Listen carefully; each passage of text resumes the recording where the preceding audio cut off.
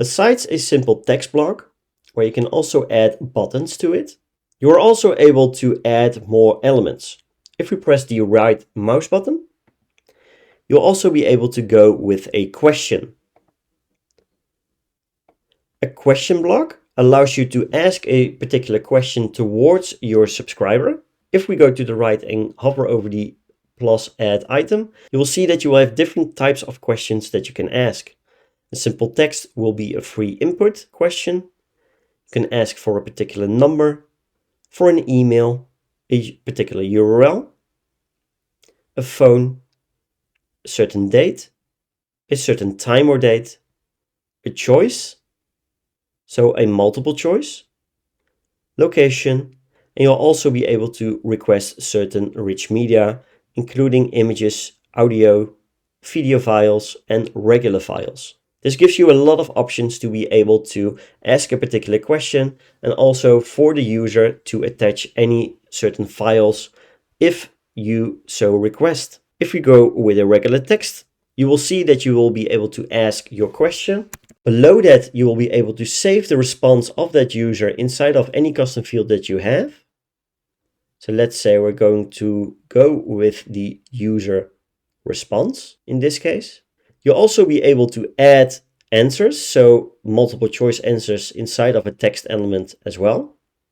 Or you can also do dynamic answers. Below that, you'll also have a no input feature. So it could be that a user does not answer this question. If we press this, you will be able to see and set the expire of this user input in a certain number of hours, seconds, or minutes. This allows you to prevent the user from getting stuck at this particular element. So let's say we're going with 4 hours, and after that, if the user still did not answer the question, you can always go with an additional input. So upon no input, you can also continue the flow and, for example, send a follow-up message. Inside certain question types, like multiple choice, you will also have an additional feature besides the no input.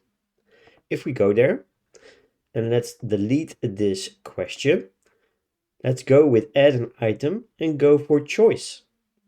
You will now see that we also have a no match feature. We'll save it towards any of your custom user fields. You can now also give certain choices. So let's say option 1, option 2. And if the user does not choose any of these options, then we can match the no match feature inside of this question block.